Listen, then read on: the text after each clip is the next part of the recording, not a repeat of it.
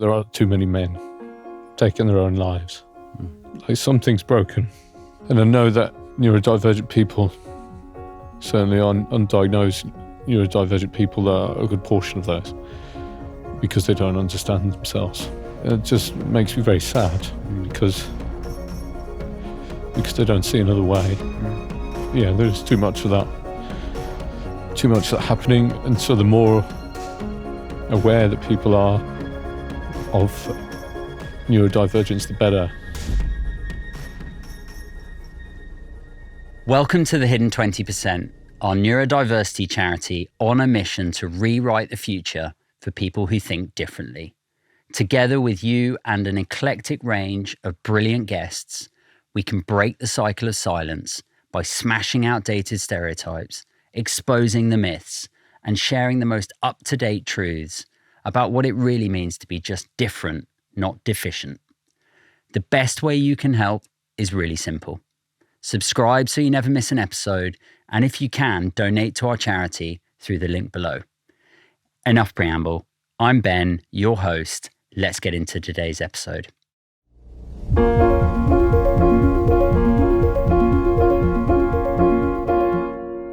Céin, I want to start with just saying how much I loved The Assembly. Oh, thanks very much. You were the director. Mm-hmm. Let's start there. Yeah, so The Assembly. So I directed the ITV series, so the 4 episodes that came out a little earlier this year, 2025, and pleased to say more to come next year, 2026, which we start shooting very soon. And it was, I think, certainly a powerful experience. Like, I've made a lot of television over the years and a lot of stuff I'm very proud of, but it's rare that something you make can like touch you in such a personal way.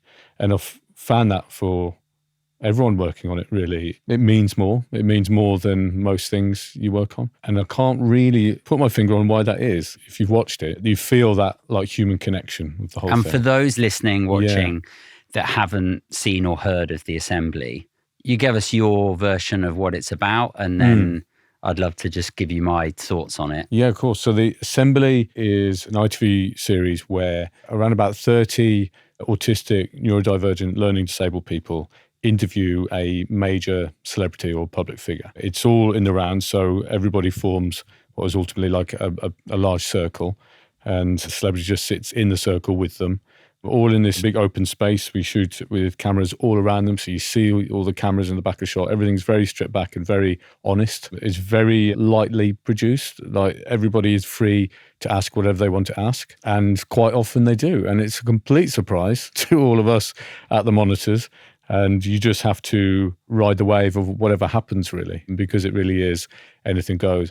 And the result you get is that many celebrities who often would likely censor themselves somewhat or put on a certain facade or a mask, if you will, they don't really do it because the room is so honest and so sincere, and all of the questions they're receiving are so genuine, without any ulterior motive, without malice, and they're just all really well-meaning, that it sort of forces them as humans just to respond in kind and to be honest back.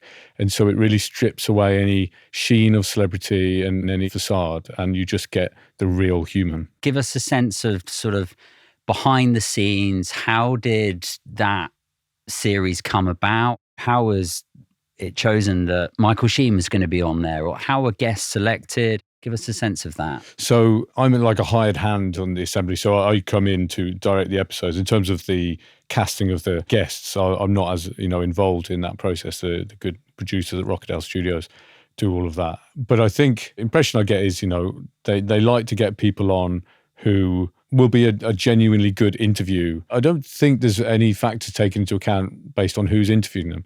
It's because it's very non-patronizing the way it's made. The point is that you could put anybody in front of them and they will grill them, because they do sometimes ask very kind of brutal questions, questions that a lot of interviewers might shy away from. Yes. So the whole approach really is to get people that obviously, will get on with them and have a laugh with them and be light and fun, but also to get people that they can hold to account a bit and ask the spicier questions to, and put them on the spot. It was originally a French format, so it started in France. The original French version had Emmanuel Macron on as a guest, which obviously brought a lot of attention to it, like the sitting president. Yeah. And he sort of set a bit of a precedent in that he didn't veto any of his answers. Like afterwards, got asked, is there anything? And he said, no, I'm happy for it all to go in.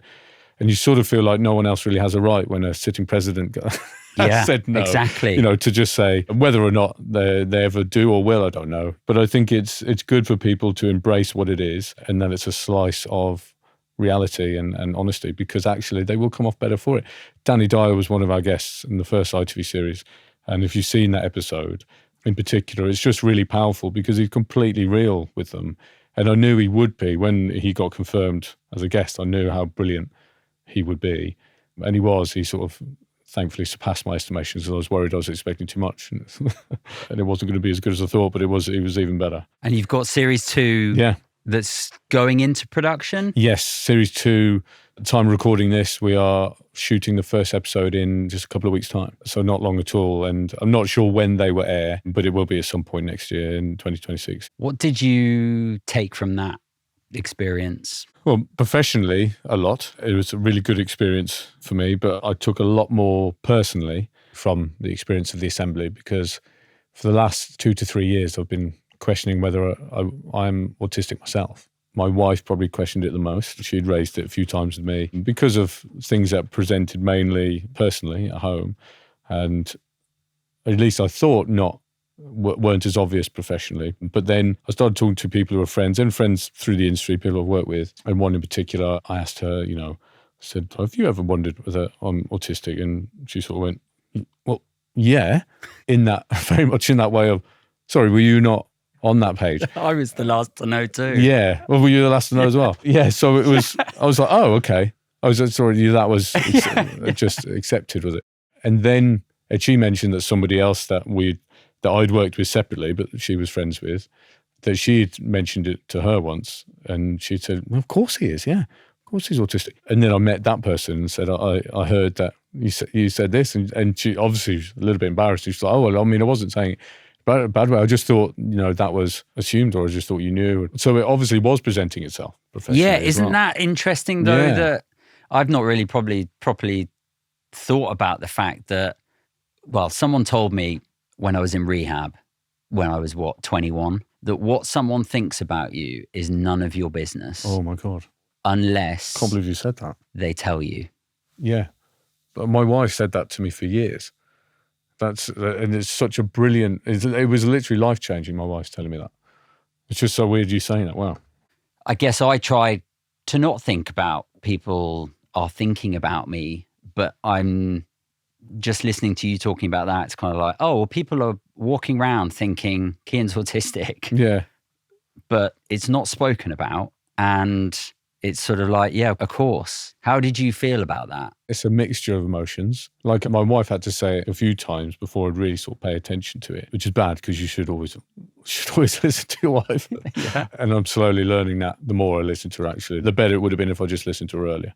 I always felt that my eccentricities or oddness was like, that's just me. Sure. And so when it can be put down to something, I can only be honest. I guess the feeling is like if you see an impressive magic trick, go, wow, that's amazing, that is. And you often think, I'd love to know how it's done. And then you find out how it's done and it's now really disappointing. And it's a feeling like that where you go, it's all down to that. All those things are down to that. And all of a sudden you feel like these things that you felt were you and were personal. And I don't believe this now, by the way. I'm talking about how I felt at the time. This isn't the stance I now take. You just feel like, it just can be explained. Yeah. And then you go, oh, great. It's not magic. Yeah, it's not magic anymore. Yeah. Like the magic of individualism and personality. Yes. And just quirks, That was the feeling it initially gave me. And then, the suggestion. So I sort of didn't really accept it for a while. And then the assembly came up and I came on board to direct the series. And I had these experiences of being around not only so many neurodivergent people on the cast, or the majority of which obviously have very like high support needs as well, you know. But many of the team that make the assembly neurodivergent, and obviously that lived experience, you know, influences a huge part of the show. So I was just suddenly surrounded by people who I might have been surrounded by neurodivergent people over the years, but no one really talked about it. But I was suddenly very consciously surrounded by it, where everyone was very open and it was very much aware of, because it was such an intrinsic part of what you're making. And you suddenly start to recognize your kin, I suppose. And you just recognize lots of things in people that you feel yourself. And like a funny little example is there's a lovely man, Jacob, who's one of the members of the assembly. And he very often will reference the year when he asks a question. So, for example, when interviewing David Tennant, he mentioned when you started as Doctor Who in 2005. And I was at the monitor and I remember thinking, yes, that's correct. And I'm not a Doctor Who fan. But for some reason I knew David Tennant started as Doctor Who in 2005. And that's something I've just always had, is an odd thing about years. In my personal life, remembering very specific years and months of seemingly innocuous and unimportant things of when they happened, but also like major events, in particular when films came out. And I just like discovered through my writing partner, Andy Kinnear, we were writing together a few years ago, that I remember the years that films came out, in particular in the 80s, 90s, almost encyclopedically. Obviously, not like all, like we're not talking the niche kind of, you know, indie cinema stuff. We're talking the mainstream, the sort of stuff I grew up with. But for some reason, like some form of weird metadata, that information is in there. Because I'm not always consciously calculating or think about it either. It's just like picture the year. Yeah, and you can go straight to it. Yeah, I could just go straight to it. And it's not always right either. It's about 80% of the time, but it became like a fun little party trick. And in fact, when I met my wife, it came up in the night I met her, which was in a pub, and she started sort of testing me a bit. And when we went on our first date, she brought a list of 20 films and with the years, and she tested me, and I think I got like 18 out of the 20 or something. And I sort of thought then, I was like, well, yeah, well, you're all right, you are. Like the fact you have lent into this when so many people would say, yeah, good one, mate. Yeah, You're nice singing one. my song. Yeah, That I was kind like, of okay. list. And that showed that she was up for a laugh, and you know, I just love that instinct to lean into things, you know. So I was surrounded by people on the assembly that I recognised, and I recognised aspects of myself. I had registered on the NHS for an assessment. I'd been on this for a while, and I chased it. It'd been about a year, I think I'd been on, and I was chasing it to say, is there any, do you know like when it might be? And I got an email back to say that for this particular centre that they wouldn't get to me till 2043. So, you know, private assessment was the only option. It's extraordinary how like that just shows the explosion of needs for assessment that are happening. But someone actually sent you an email. Yes, but Actually saying... It was like a graph of whether if you requested within this window of dates, we will likely to get to you in this time period. If it was this window of dates, this time period. And so you could follow it on a table. And my table said 2043, which is obviously, it's like, well, that's the year, hang on, that's the year I'll turn 60. So it's nearly in 20 years' time. Like, yeah, it's like it's not too late to find out, because it's great if you find out if you're 60, but I'd rather know before then when I'm in my early 40s. I'd like to know now, because I'm putting myself on a list now. Exactly, yeah. So I don't know what the solution to that is. People are mistaking the explosion of it as, I don't know, people jumping on a bandwagon or something like that. Oh yeah, there's a lot of naysayers. It's trendy. Yeah, it's trendy, exactly. I think the main reason it's happening is because we're becoming just aware of what it is and what it means. You know, this feels, and don't get me wrong, television writer, director, I'm not a scientist. There's much cleverer people out there who are much more knowledgeable about it than me. I'm quite a layman's really when it comes to the knowledge. But it appears to me that the understanding of neurodivergence is increasing as time goes on exponentially. And so whereas autism and Asperger's have got recategorized quite recently, and that Asperger's is now ultimately autism, and it's just varying levels of support needs. And I think that will continue to happen. And I think the terms will all change. And in a lot of ways, they need to. For example, like, and I'd be interested to ask you this, like if you have autism, which I find is a slightly odd thing because... If you are autistic. I mean, I prefer identity first. Yeah. So I would tell you that I'm autistic. Right, yeah. rather than I have autism. Yes, I agree with that, because the notion is that that is just the way your brain works, which means you've always had the same brain. So saying I have autism almost sounds like you've caught it. Sure. And people Yes. are, oh, can I catch it off? You know, Yes. it's like, no, it's not contagious. It's just, and if you are, I was born autistic. yeah, then you I- are autistic rather Yes. than you have autism. You know? Yes. So, but there's a way you can say that, where you can say I am autistic. And I guess with I don't know, ADHD, not only is it an incredibly difficult acronym, and it's a very long one to say. But you had Marcus Brigstock on, didn't you, talking about ADHD, which I saw, but I noticed you had him on, and I love the ADHD. It is quicker to say than ADHD. Marcus Brigstock is a very funny man. Yeah. But that moment, I'd never heard that phrase before. I'd never heard it said like that. So he had me in stitches. It's useful, isn't it? It's great. But it's awkward, you know, like attention deficit, hyperactive. Sure. Disorder. Yeah. You're like, disorder? Yeah. Is that all right? Are we okay with that now? Yeah. I think those terms But we will have change ASD, and they need to change. Autism spectrum disorder. Yeah. Which, well, is it disorder? Because it seems like our understanding now is that that's just your brain type. But yet we've got these terms that haven't caught up with that notion. So I think we should be prepared to see them all change again, and probably rightfully. Do you remember when then during the assembly the penny dropped for you? Was there an episode or a moment? No, I don't think it was necessarily like a moment in the assembly that made the penny drop. I think the collective experience of it suddenly made it feel much easier to accept that this could be the case. Because like anything, I think if you feel very alone with something, that can be harder to accept. Yeah. But if you feel you have a community and support, like actually it becomes easier, you know. It's kind of a bit more okay, isn't it? Yeah. Okay, I can explore Which is this. why I think, you know, like the Hidden 20, things like this are really important. And that's where social media works for good, is because it provides a support mechanism for finding your crowd and finding people that you can relate to, that you share your experiences. What was the response to the assembly? The public response? Oh, it was immense. It was incredible. It was so exciting that it was loved as much as it is, because, and as the producers maintain, it's a mainstream show. Yeah. It's not a niche show. It's a mainstream show, so it's for everybody. And you see that when you watch it. It's not patronizing. It's not a box-ticking exercise, as a lot of people might think any shows featuring disability or neurodivergence. It's not. It's a true sort of celebration of humanity. And it so happens to include neurodivergence. Like that's how it feels to me. And that's why I really love it, and why I've come back series 2. And ultimately why I've sort of gone on to make something else very much in the same ethos, if you like.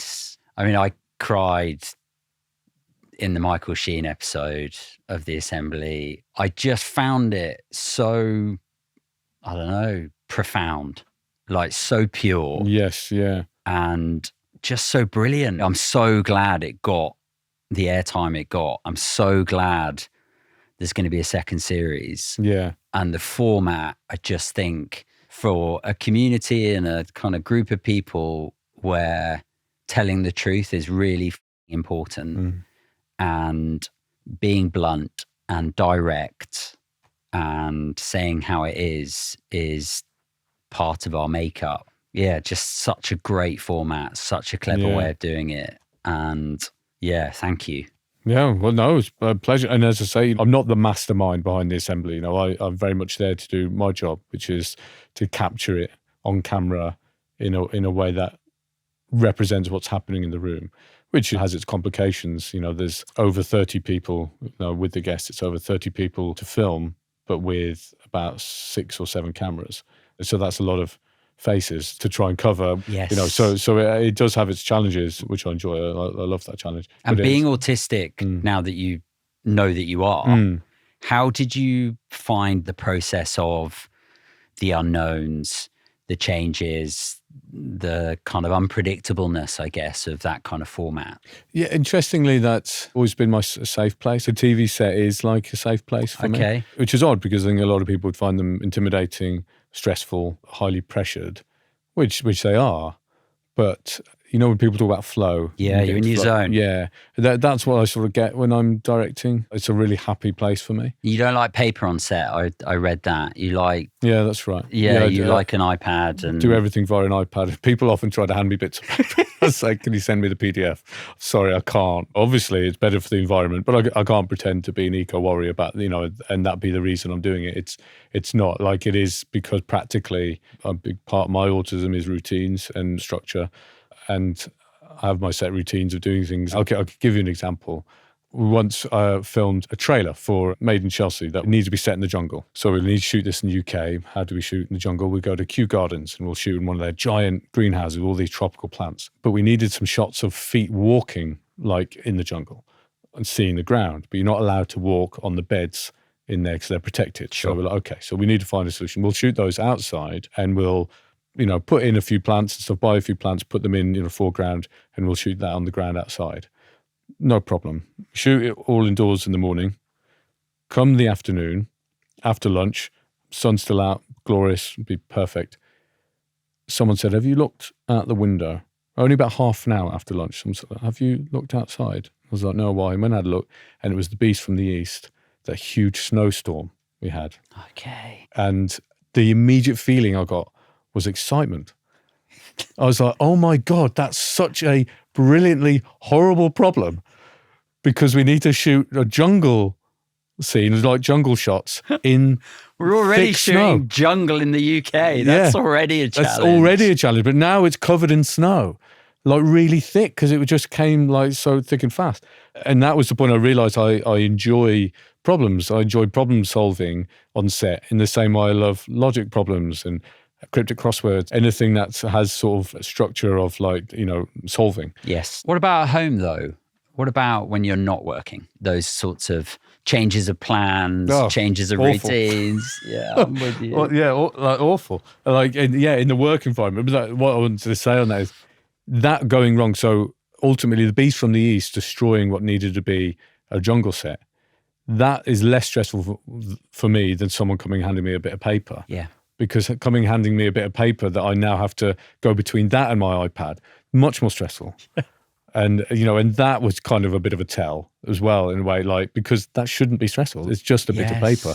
But it's really outside of the routine that I like to have. And because my routine is efficient and I know where everything is, and it means I can make decisions quickly and, I can do the best job for whoever I'm working for, So, but at home, it's much, much harder. And I do have very sort of set routines. Can you tell me about some of those? Because so do I. So I'm curious to swap routine sort of stories. I've eaten the exact same breakfast every day for about 7.5 years. Yeah. So I have had a smoothie for breakfast. That format, a smoothie. Yeah. It changes what's in it. Oh, does it? You mix up the flavour. Yeah, interesting. But the format is exactly the same. Is it? Yeah. I think going on 7-8 years. Is it? As well. Yeah. Okay. What's your breakfast? Mine is oats and protein powder and cinnamon. Okay. And that's all that's in it. Oh, and almond milk. Okay. I'm not vegetarian or vegan. I just love almond milk. It's just really nice. So that's what I have. But I discovered I like it much better when it's been in the freezer for 24 hours. So actually every morning I make tomorrow's breakfast and prep it already, pop it in the freezer and take the other one out and then eat that, because it's a bit frozen, so it's sort of like an ice cream. And so it's a very dusty breakfast. My writing partner, Andy, calls it like my dusty breakfast. Okay. It's like, it just looks so dry. I mean, the milk thankfully makes it all right. But I have had that, for 7.5 years. I have it every day, unless I'm away on a shoot or something and I'm not able to do it, but at home religiously. And I'm still not sick of it. I get so excited for it every morning. I'm like, I can't wait for that. And I think it's somewhat what I'm eating. And it's also largely the routine of it. I know that, that I'm going to do that then at this time. And that's following, taking the dogs out for a walk at this time for this amount of time. And before that is getting up and training with my wife, because it's very important to my wife, because she's a personal trainer, that we are fitness training. Yeah, that's part of your marriage vows. It is. It was. When we got married, one of mine was to train with you. Yeah, right? Instead of to having to hold, she's like, no, forget all that. To train with you. So I was like, okay, yes, I'll do it. Okay. And there is no better motivator to get you up in the morning to train with your wife when, one, you know it's so important to her and her mental health, as well as to mine, but, I know how important it is to her, and that's more of a motivator than it is my own. When you have that, also when you're a little bit scared of your wife, because, she's a strong woman. Yeah. Yeah. Emotionally and physically. Yeah. So she's not she's to be messed with. She's a PT, come come on. on. She's not to be messed with. Yeah. You like routine, you like structure. Yeah. How else does being autistic show up for you? One of the big difficulties for me was hyperfocusing. And this is why I think it's always good to have an awareness of it. A lot of late stage people that are considering an assessment say, but what's the point now? Almost, is it too late? How will it help me? How it helped me was having an awareness of what these traits are and what aspects of yourself are down to autism and how then you can manage it. And so I used to hyperfocus. I still hyperfocus. I do hyperfocus, but I used to do it with no awareness that I was hyperfocusing. Yes. So I didn't manage that. Yeah. And a big part of the reason I think I've made a lot of the television shows I have is really because of that ability to really focus on something and become almost obsessive over it. But you do really love your work. Like when we spoke before that, you love your work. I do. My work is my hobby. Yeah. I do tend to often hyper-focus, and it means that I'll forget to eat or I'll stay up all night, to get something done and sacrifice sleep, which is all great and fine. And when the results, are good and you make a successful show, and it leads to other opportunities, then brilliant. But obviously there's always downsides to that. And the major downsides was the effect it would have my wife or my family and my friends and the people around me by how it would affect me. If I don't sleep all night, I'm not great company. My wife can just tell when I'm not present, where I'm fixated on something else. She can tell. The stare. Yeah, even though I probably think I'm trying to do a really good job of like, no, I'm here. I'm in the room. They just know, don't they? They just know. They just know. They know. Do they know? And you're like, yeah, okay. Yeah. Yeah. I'm concentrating I'm still in work. Yeah. You can't get away with it, basically. Yeah. And so I was in a relationship previously to meeting Kat, which ended after a particularly big TV series I made. I basically hyper-focused in it for over a year, like constantly. Yeah. And then when it ended, which was the right thing, I think it was a relationship that would have ran its course anyway. And you wouldn't have Kat. And I wouldn't be with Kat, exactly. That relationship did end. And a large part of it was, I hadn't been around for a year. And what I mean by that is mentally, and emotionally. And I didn't really recognize that at the time. I was kind of like, what? No, but we talk all the time. And she's like, yeah, about your program. I was like, well, yeah, we talk about other things, don't we? I was trying to think about it. It's like, no, we talked about that thing that, you're doing. It's like, do you know what it is? It's like, I can't remember what it's called. No. So I completely zoned out for the best part of the year. And so understandably, I'd sort of let that happen. And so I really did feel that when I met Kat a long time ago, a long time before this recognition in myself now about being autistic. And I remember thinking early on, like, I don't want to do this to her, because I really love this woman. I don't want to ruin this relationship by doing the same thing. So I used to try and manage it, but I didn't know what it was. The point is, I didn't know that had a term, that it is a thing, that it's recognized. So when I heard the term hyperfocusing, I was like, oh, it was like oh my God, that was a light bulb moment. I was like, yeah, that's the thing. That's the thing I do. And that was a relief. So a big part of the relief side of a diagnosis is understanding yourself better, which I know so many people have said, but it really is true. That's the biggest part. Do you think you're kinder to yourself because of that assessment? Yes, I think I am a bit kinder to myself now. I've been diagnosed. I used to give myself a bit of a hard time. I still sometimes give myself a bit of a hard time, but then those aspects that I know are because of autism, I kind of go, well, no, okay. That's just the way you are. And so, yes, it does mean I can breathe a bit easier now. How do you feel going into series 2 of the assembly, being autistic? Yeah, with that knowledge. Good. It's interesting because we haven't shot one yet, so I don't know whether it will be different like on the day, but I don't imagine it will, and hopefully it won't, because the big thing for me like I sort of touched on, like I worried that the idea of being autistic would mean all of a sudden all of these personal quirks about myself were explainable, and that it would feel like a magic trick explained, and it's just disappointing. Like that's what I used to think. And then what I've come to realize, it's also an identity shift. Sure. You know, it's a huge part in human psychology is how we identify ourselves. And I identify myself as a writer-director. Yeah. And the idea of not doing that, I'd kind of be like, but what am I? Yeah. You know, it's a strong part of my identity. And so it's a big shift to take something on like that. But the realization I had was, this has always been my identity. I just didn't know it. Yeah. Like that's always been part of it. So all of those quirks, you know, yes, aspects of them easily attributable to the autism or to do with my brain working the way it does, but they are still my quirks. Yes. And there's lots of autistic people that don't have that. And there's lots of autistic people that have quirks that I don't have. Yes. And so actually none of that is taken away. No. That is all still me. And so my hope going into another series of the Assembly is that it's just recognised or as normal, that it is no different. Because the only difference is I know it about it now, and I didn't really know about it then. Yeah, but it seems like everybody else knew it. Yeah, it seems everybody else knew it anyway, so it's only going to be different for me, yeah. Just tell me the story about the cats growing up. Oh, yes.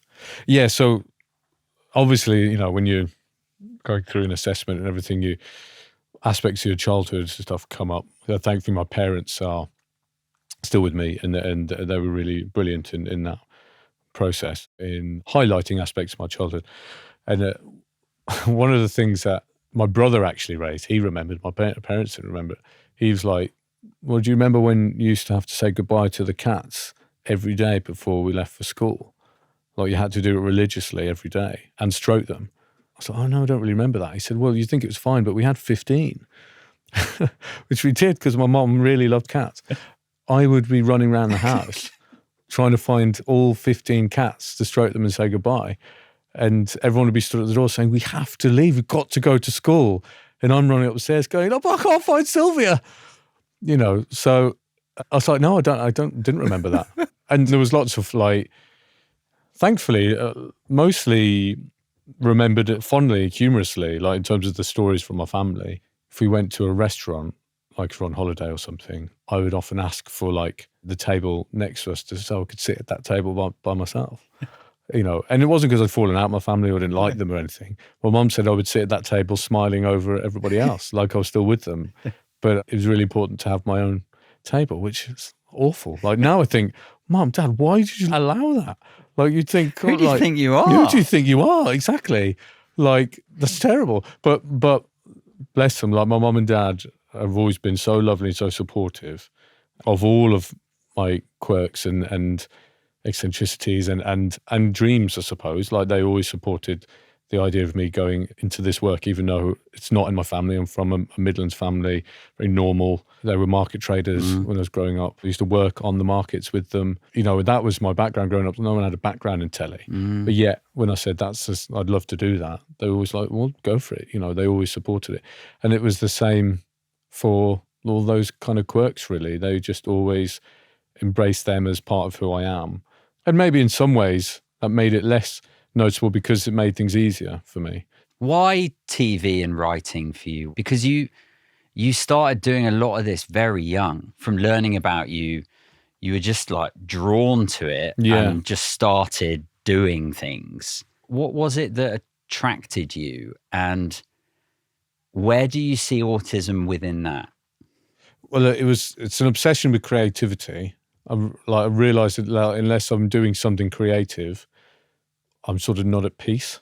It's something in my soul, really, unless I'm doing something creative. So I struggle if I don't have a creative project that I'm working on in some form, which is why really it had to be my career. Like I realise now it had to be, because I think my mental health would have suffered had I not been doing something creative. And so I was always trying to find that early on. I used to draw my own comic books and stuff. I create all my own characters, superhero kind of comic books. The problem was I was terrible. So that was never going to be my destiny, as in the drawings weren't particularly good. But I loved the storytelling. I loved creating stories. I used to have a collection of soft toys called the Chicken Gang, who weren't exclusively chickens. It was open to all bird-themed soft toys. So there was lots of ducks and the rest as well. But I had a huge collection, and I apparently, so I don't recall a lot of this now really, but I used to create stories with them all the time and act them out like as puppets. But I also, when we got like a camcorder at home, I started making like stop frames with them, which I do remember that. And I've seen some of those more recently as well, where, you know, very sort of shonky sort of stop frame films.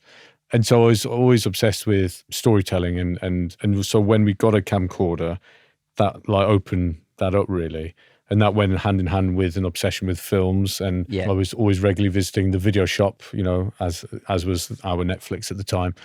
And my mom dropped me off once, went to do the shopping and said she'd pick me up on the way home. Bless her. The one fault I could ever make was that she forgot that day. And she's mortified. She's been mortified, I'm telling you. And it was about 4 hours after she dropped me off before she realised I was still at the video shop. So obviously drove back down, like understandably, in a panic and a worry. Got there and I was still choosing. Yeah. And I was delighted. Every minute that went by, she didn't turn up again. I was like, more time to just look and read the backs of videos and read all the Roman numerals and work out from the Roman numerals what year it came out, which is where no wonder it's stuck in your brain. I think that's where the data came from. Like, it's because I loved working out the Roman numerals and like, oh, that came out in 1988. Okay, interesting. And I just like systematically did like every video in the shop, like until she got back. And then I chose because I had to, because she was there.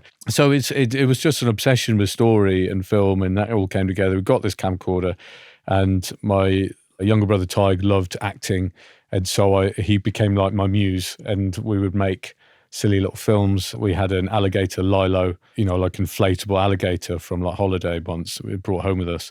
And so we made Gator and Gator 2 because the first was such a hit. Yeah. And it's funny watching them back because Tig basically plays, you know, he's the protagonist, you know, trying to stop the alligator who is systematically eating every member of the household. But like watching it back, I realized I'd put the camera on its head, and I was obviously holding the camera and holding the alligator, moving it around, so its nose was dipping into the bottom of shot. And so that was consistent. So it was a POV shot.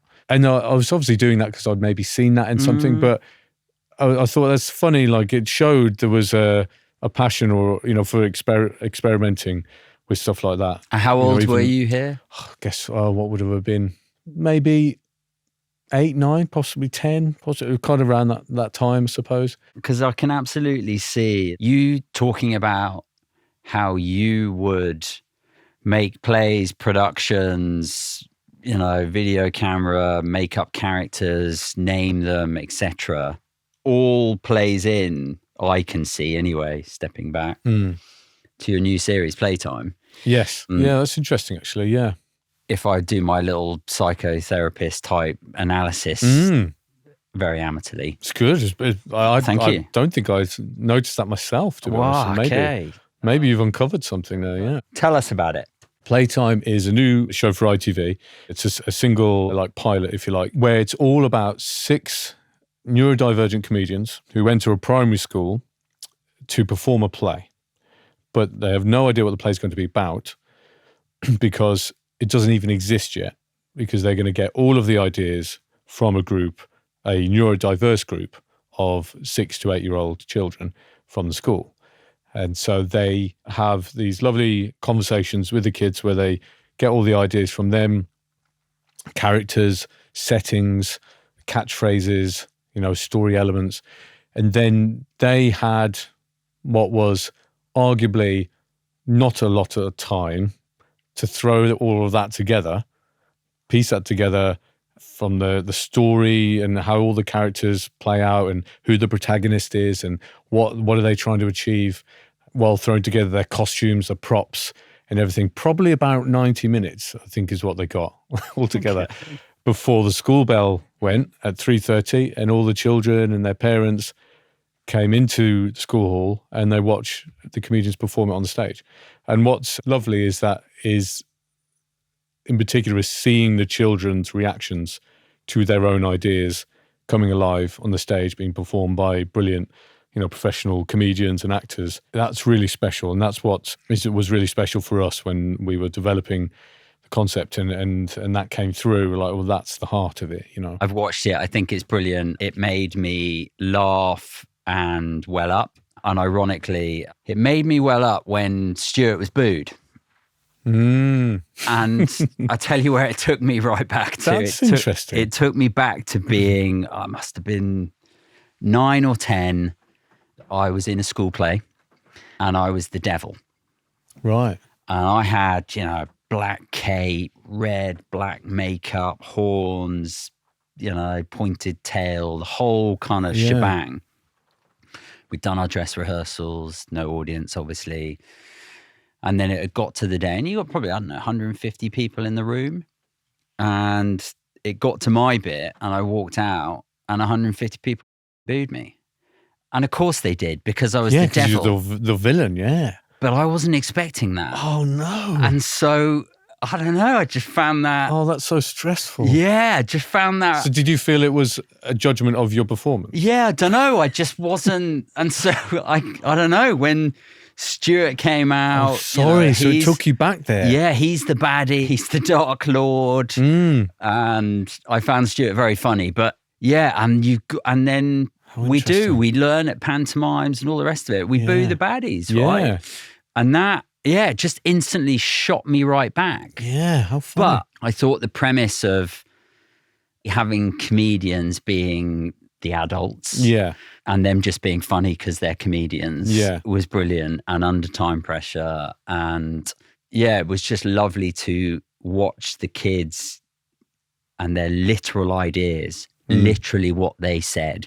This is the name of the giraffe and the zebra. This is the catchphrase. These are the songs. This is the name of the land. Like it really is their ideas brought to life. Yeah, absolutely. Yeah. Rather than a kind of, okay, could we do something else rather than trains in Teethland? Maybe we need to call the zebra something else. Yes, they're not steered at all because the beauty is that they won't be steered, and there's a couple of moments you see in there when the comedians might try to suggest something and it just gets shut down. There's a brilliant moment when one of the little boys, Jackson, shuts down Chris because they're talking about a character who basically has fire that comes out of their bum, so they eat spicy food. And Chris is like, maybe he has a friend who's a fireman. And Jackson's like, no. No, he doesn't. It's like, know your place. Chris is like, okay. He's like, okay, absolutely, no. That's a silly idea. On. Yeah, sorry. And that's what's great is that they really do take charge.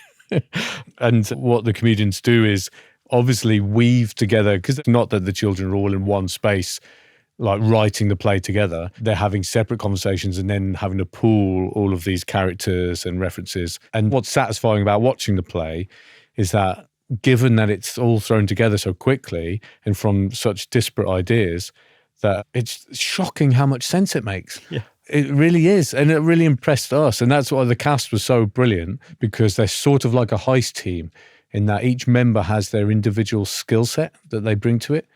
And Carrie Ad Lloyd is one of our cast members, and she's like the improv queen. She's so brilliant and has so much experience at having to improvise plays and leading a lot of that she really took charge of the story structure. And it was lovely when we were editing it. There's little moments which, unfortunately weren't able to fit, all into the show, but there's little kind of references you hear them making when somebody suggests, oh, what if like Zebra, saves the day by blah, blah, blah, doing this. And she's like, no, like Jamie needs to do that because of protag vibes. Protagonist vibe. So in true story structure style, the protagonist needs to be the one that saves the day because they're the one that's going on the emotional journey. Yeah, because it's a real hero's journey. It is a real arc of that kind of story. Really seriously. Yeah, it's really important, that they honoured the ideas by treating them seriously and applied genuine story structure to them. And so it does really work, and it makes for an interesting, engrossing sort of story, albeit with such disparate and unusual, a range of characters and ideas in there. And it's been a really lovely process for me, because from starting sort of pre-production to make it and filming it and going through the edit, it's kind of gone hand in hand with how I see my own autism. And so it's almost been quite cathartic and a process and a journey for me, really, in creating it. And it's been lovely.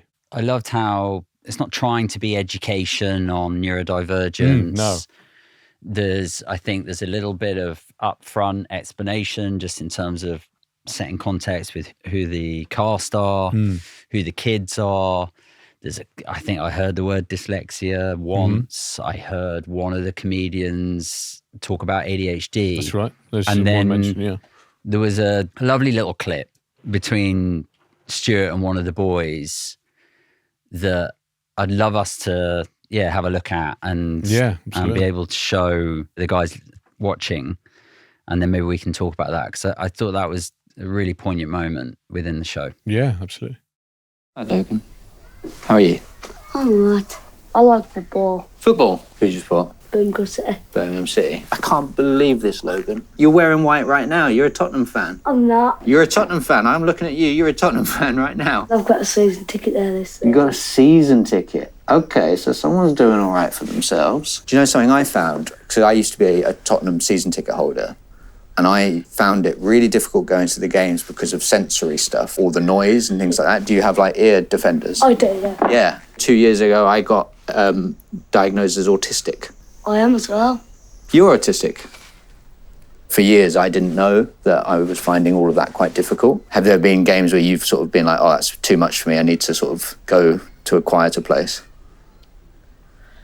Both of them, yeah. But football's too good to not be able to go to, right? Yeah. How did that conversation come about? The whole approach we wanted to take with Playtime was, as you thankfully observed, so it looks like we've achieved it, which was that it's not meant to be educational in a hard sell way. It's in a soft sell way, as in we want to know that these people are neurodivergent, that the comedians are, and that the children are from a neurodiverse group. But significantly, unless it's mentioned by anyone in passing, like in the show, you never know what their diagnosis is. And indeed, whether even that child is neurodivergent or not. Because the point, I think, of true inclusion should be that it's normal. Like, you become truly included when whatever you are, or the thing is that makes you other, is now normal. And that you can be whoever you are. Yes, yeah. But as in whoever you are is now considered normal, I suppose, so... And I think that's the point where you want to get to. And I think the way that you do that is by having shows like The Assembly, like Playtime, where it just is, and it's not necessarily the focus. It doesn't have to be the topic of conversation. Whatever that thing is that people are, that they feel like isn't necessarily included, can get tired when that's all they're allowed to talk about. Female comedians are expected often to just talk about being female, or black comedians are expected to talk about being black when they are just comedians and they want to just talk about whatever they want to talk about. No, they just want to be funny. Just want to be funny, exactly. And it's the same for neurodivergence. You should just be able to be neurodivergent. So that was the ethos sort of behind it. But we obviously knew it would be powerful if there was a moment of connection, that we could feel that. And so we were obviously very careful to ensure that it came up that it was with people that were happy to talk about it. So Logan, the lovely boy who's in that clip, is comfortable and talking about his autism, and that was checked beforehand. And Stuart obviously had that diagnosis a couple of years ago, and he said he was comfortable to talk about it. So we thought it would be lovely for them to have a one-on-one conversation, and Stuart just naturally found a way to raise it. And it's obviously a really touching clip. And we had a screening recently where, and I don't know whether it was like watching it on the big screen for the first time, but it was actually the moment that Stuart says 2 years ago, I got diagnosed as autistic. That made me cry. Really? Sorry, yeah. It's going to make me cry again, because you can feel how vulnerable he is in the moment of saying it. And I can just really relate to that, where, because you do feel vulnerable offering something out like that. And what's lovely is that the adult is more vulnerable in that moment than the child. because Logan just simply replies, I am too, and with a smile, and like with this sort of light kind of confidence, like, oh, that's nice. And then Stuart's immediate response is like, oh, you're autistic, and he's okay. Yeah. Because it's like he's taken a leap. Yeah. And Logan's caught him. Yeah.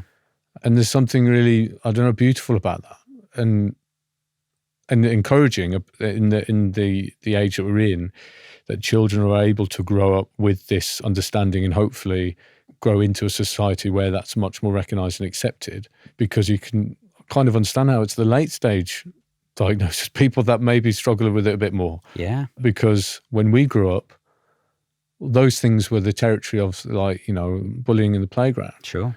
And you're not wanting to be necessarily othered. And, Sure. and no one wanted to be the one that would end up a victim of bullying. And I'm not saying that bullying doesn't still happen. Obviously, I can imagine it does. But like Rain Man came out when I was 4 or 5. What year? 1988, of course, which is obviously a brilliant film and important, for autistic savants, for people to know about, and a lot of people didn't know about them then. But like, the side effect can be that was what autism was for people for many years. But the view is that he wasn't even autistic. Savant, sure, but not even autistic. Yeah. And that still seems to have an effect in society of people asking, oh, like, what's your skill? Or, what's your special talent? And it's like, well, it's not necessarily the case, and it's unfortunately not, it doesn't, necessarily work like that. Have you seen the John Lewis ad? Yes. What did you take from it? Well, funnily enough, the John Lewis ads is, that's a religious routine thing for me. Like every year when it comes out, that it goes into the list of all the others and it gets ranked. I ranked them all, although I only watched it yesterday and I haven't yet put that in the rankings. Okay. So I liked when I realised, it's getting to the heart of like male relationships and male connection. And I think that's really important. It didn't hugely touch me the first time, and I don't know why. And it's always a shame that happens, because I do love them, and I always long for that. Like, I'm always looking forward to crying at the John Lewis advert. Did you think about autism when you watched it? I thought it could, it could be that. And I suppose I like that they've left it a bit ambiguous. And some people are reading it as men needing to be more emotionally open because of the problems that's presenting in society, which is very close to my heart. Why is that close to your heart? I think because there's too many, obviously it's not just men, but there are too many men taking their own lives. Like, something's broken. There's been 3 instances of suicide. 3 people I know this year that have affected members of my family. And I know that neurodivergent people, certainly undiagnosed neurodivergent people, are a good portion of those, because they don't understand themselves. And it just makes me very sad, because they don't see another way. Too much happening, and so the more aware that people are of neurodivergence, the better. So, which is why I never have any time for the naysayers about the raising of awareness. What about the people who say it's being overdiagnosed? Are they doctors? Are they, No. like people? It's just, there's an awful lot of opinions out there, aren't there? Suicide is the second leading cause of death for autistics. Yeah, that doesn't surprise me, and I didn't know that particular statistic, but that does make sense. And I could totally understand why, because I think if I'd continued in life not knowing, I don't know if I would ever have gone down that road, but I would never know for sure. No one could know what's in their future.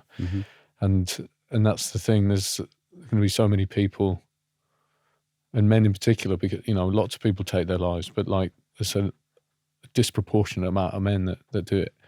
The people that it affects more are the people they're leaving around them, their partners, families, children, and they're left in pieces. So actually, the sort of, I guess, the male suicide epidemic, trying to solve that is to help women, children, families, parents and other men.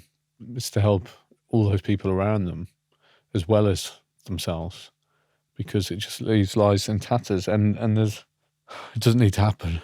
That's the frustrating thing, Yes. is that, there is a way. There's a way out, there's a way through. Yeah, and it doesn't need an assessment in 20 years' time. Yeah, exactly. Assessment when you're 60 years old, because there's people that won't make it to 60. No. So yeah, the John Lewis ad touched me in that sense. Just wish it felt a bit more Christmassy.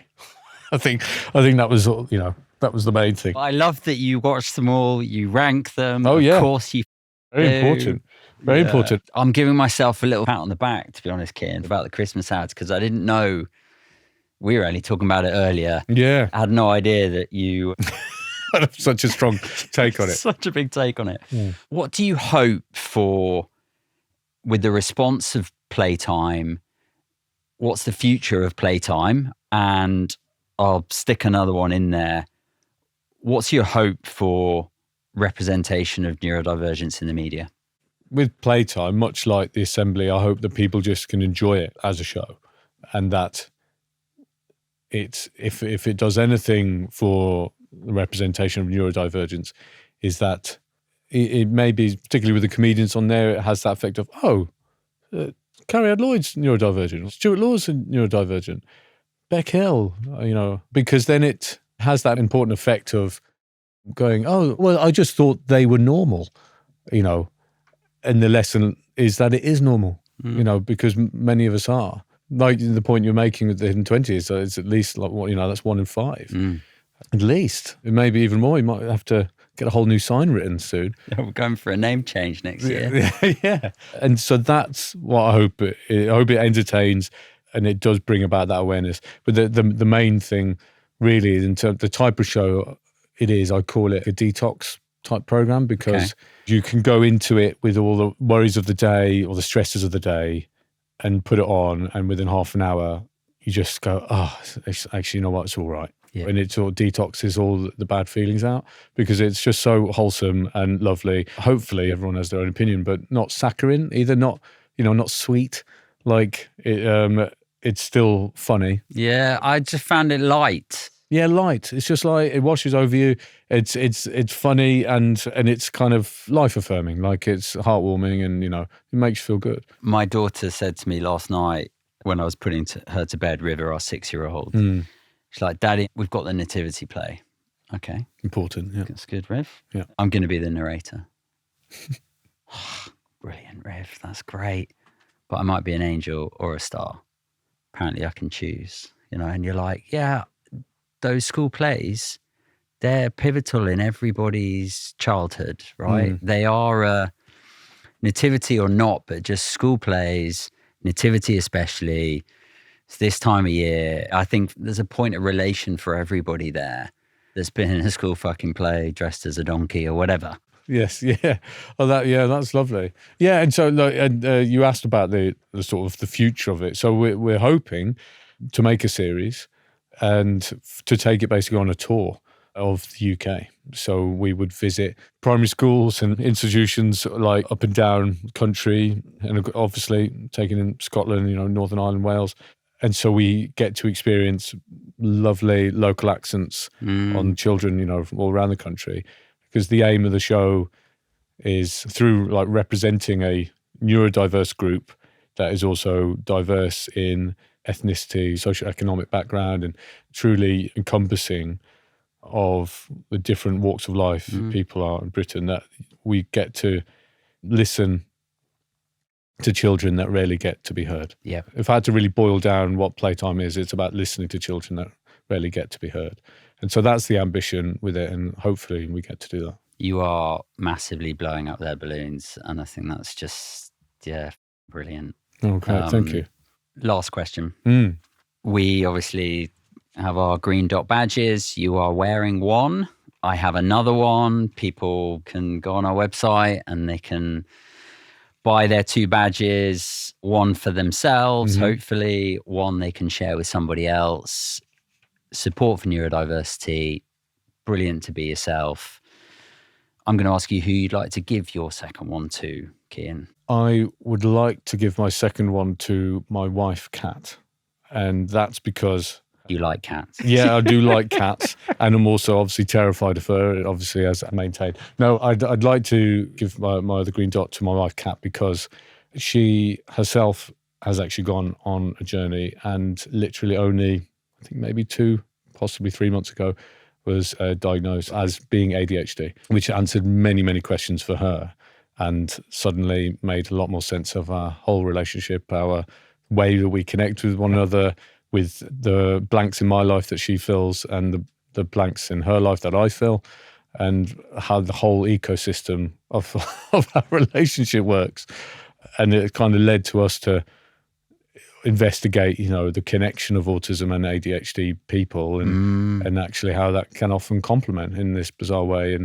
And as neurodivergent people, when we met, was that an aspect that drew us to one another? Did we kind of get each other because of that without knowing at the time? And it's sort of, I don't know, it's thrown up lots of really interesting things.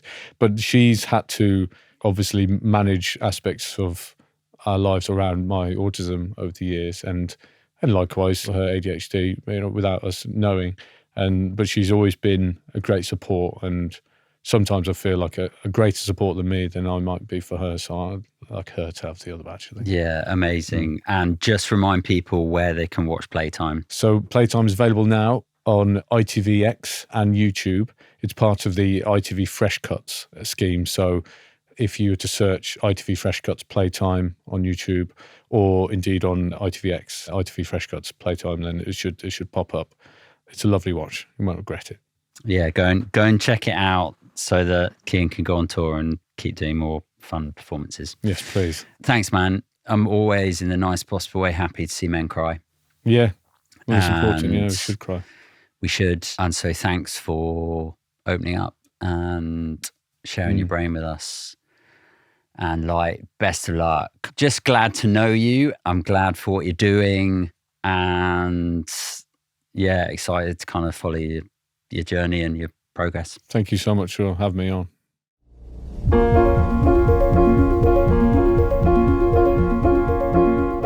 That's it for today's episode of The Hidden 20%. But just before you go, a favour. The Hidden 20% is a charity, and we do this to bring you the truth, the latest research, and the real stories that matter. So if this episode spoke to you, then please hit subscribe. And if you can, donate via the link below. Finally, a big shout out to you all for listening, and our brilliant team who make this all happen. Phoebe, Charlie, Kristen, James, John, and the guys at TYX Studios. We'll see you next time.